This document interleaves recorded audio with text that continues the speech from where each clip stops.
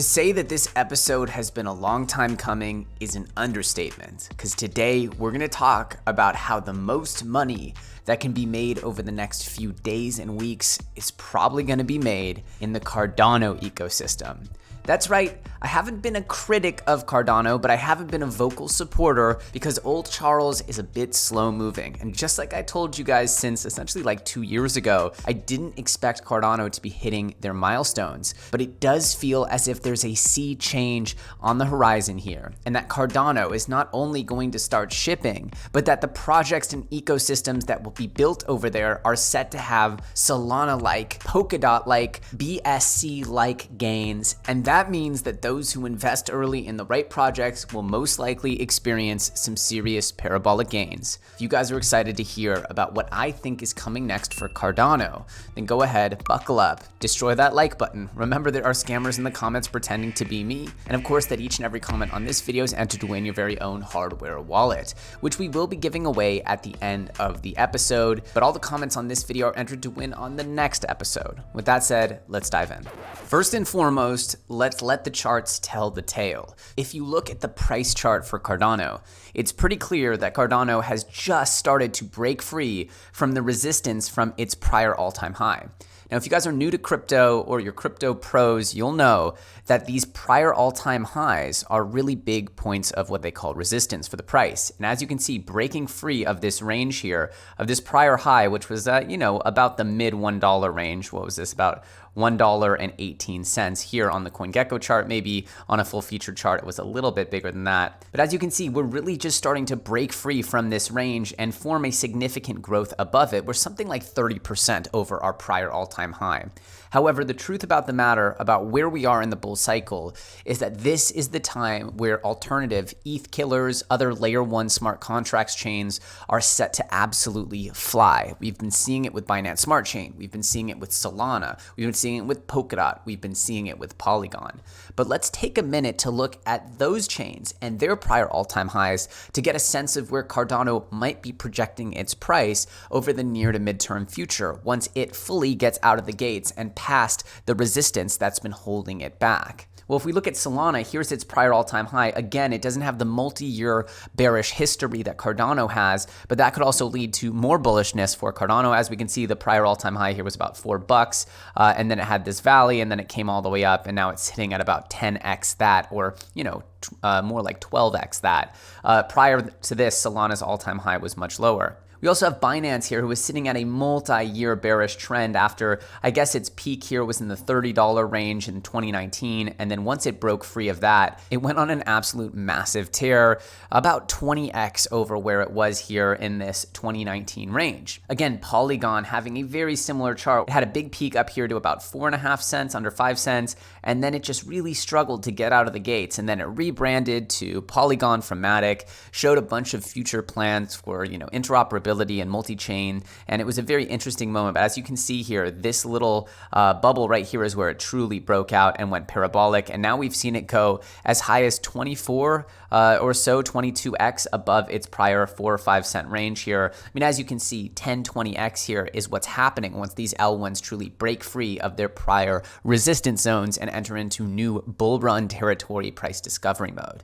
Now, looking at Cardano, what we know for a fact is that Cardano has some of the highest social engagement, some of the biggest communities in the world. And this is made clear by pretty much everyone in crypto. And despite the fact that I do get a chuckle out of the Cardano jokes, despite the fact that I have laughed at my buddy Mr. Business bagging on Cardano for being more of a white paper research project than an actual blockchain, look, it's funny, but the truth is that Cardano and Charles know how to corral people. They know how to galvanize the community, and you see this with constantly new entries and new participants in crypto looking at Cardano with a very serious lens. And that's why it's so powerful, its ability to captivate the hearts and minds of new participants in crypto. Now, people love to hate on this, but I believe that one of the most powerful valuation tools for crypto is Metcalfe's law. And this is why Bitcoin tends to go parabolic the more people get involved in it.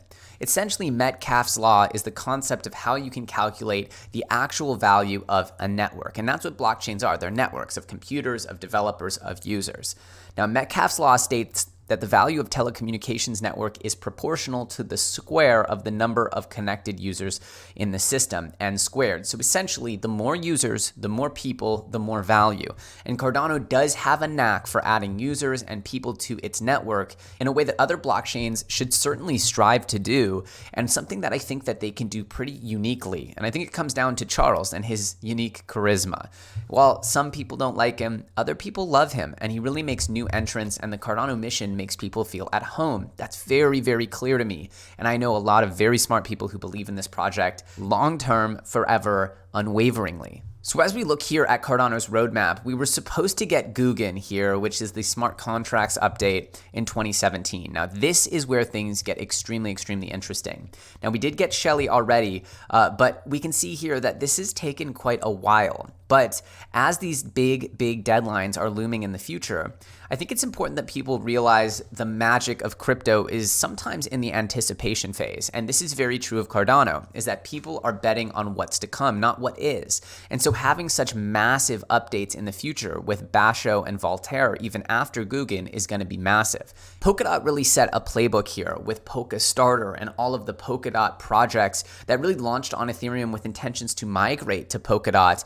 That shows you the playbook. We saw it put into effect with Binance Smart Chain. We saw it put into effect with Polygon. Now we've seen it put into effect with Solana, with SolStarter and SolPad and all these things. And now we're seeing it happen with Cardano, with CardStarter and other projects that are looking to launch projects into the Cardano ecosystem. Now it's clear to me once again, for the people who dislike Ethereum or want to compare Cardano to Ethereum, it's clear to me that even the Cardano projects will start on Ethereum because that's where the network of fundraising and that's where the network of users currently is, despite the complaints. But that's going to be the path here, is that people will start with ERC20s, raise a bunch of money, and then go over to Cardano. And I do believe that the projects that are able to captivate some impressive user metrics on Cardano early are going to have the pancake swap effect. They're going to have the effect that other projects had when they moved hard and early into these new blockchains. And so I'm on the lookout for a lot of projects in Cardano to start checking boxes and getting massive moontime pumps.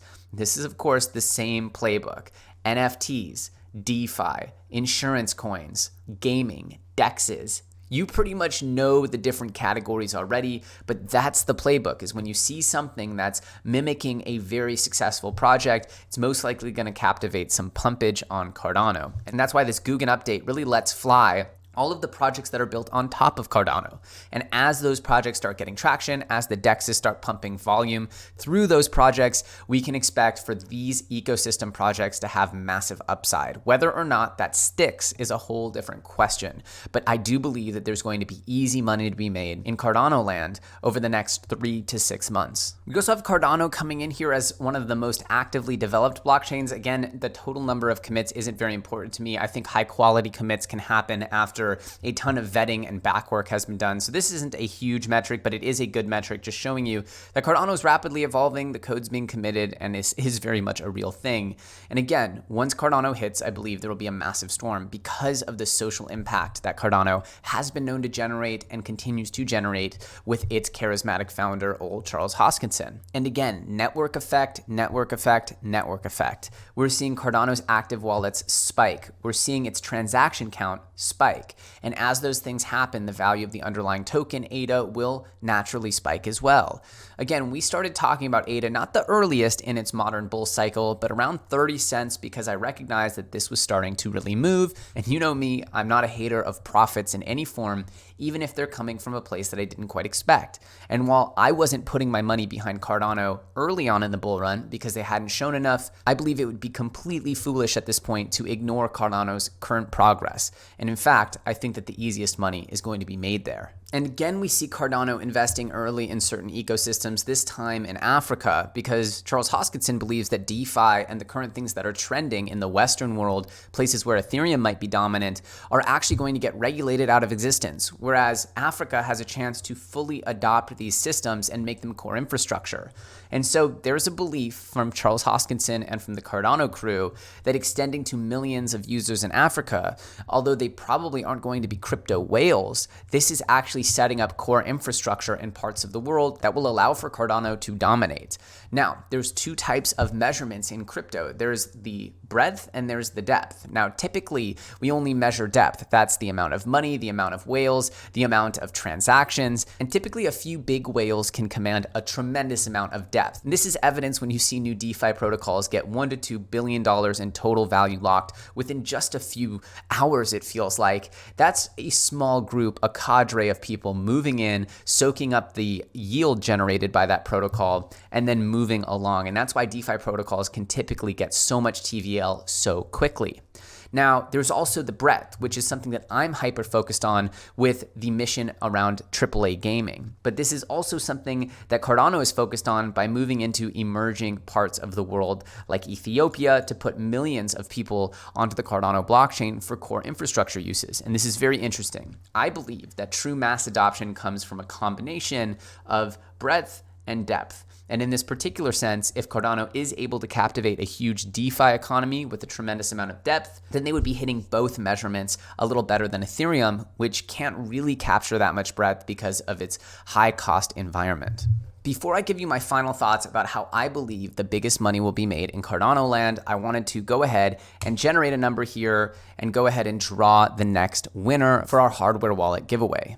We drew number 2, so we go back to insanely bullish indicator here, grab this, go to random comment picker. All right, 1,049 comments. Let's see who is the winner. And we have Joshua James Simpson. Happy is a certified moonshot. Well, we'll see about that. But for now, we know that you are the winner of the hardware wallet. Go ahead, reach out to me on Twitter or Telegram at Elio Trades, or DM one of our moderators. Message me and we'll go ahead and get you that hardware wallet. Thanks to everyone for participating. And again, we're going to give away another hardware wallet very soon. So make sure you stay tuned.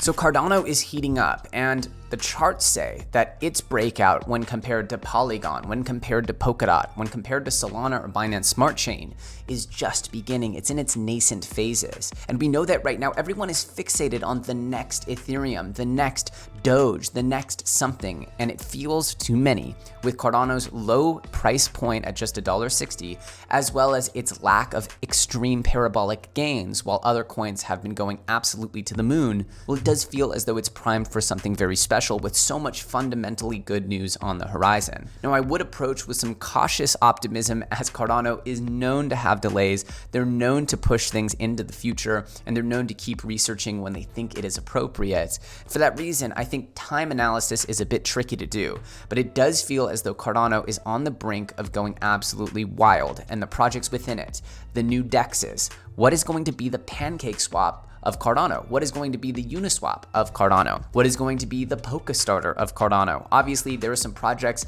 already putting their names in the hat. I know that Superfarm's launchpad Superstarter is already planning to incubate some interesting Cardano projects as well. As a cross-chain focused launchpad, it would be silly to avoid what could be a huge, massive, and profitable trend in the industry. That also leaves room for NFT projects, for insurance projects, for DeFi projects, for oracles, for all of the wonderful use cases that we've known to come and love to be absolutely pumptastic throughout this prior phase of the 2020 and 2021 bull run. Well, those things are going to be coming to Cardano in spades. And while many of them might not succeed long term, the truth is they will most likely pump like crazy. So get ready, because Cardano is probably going to be a place that you're going to want to set up shop, because the gains, they are a-coming. Let me know what you guys think. Are you Cardano fans? Are you Cardano haters? Do you believe? Do you not believe? If you got some value out of this video, remember, destroy that like button, and don't forget to subscribe and put that bell notification on. That way you're made aware whenever I put out new content. YouTube has been known to censor some crypto content, so having that bell on, make sure that you get notified whenever I put out a video. With that said, I thank you guys so much for watching. My name's Elio Trades. You can follow me on Twitter at the link below in the description, and I'll see you very soon on the next episode.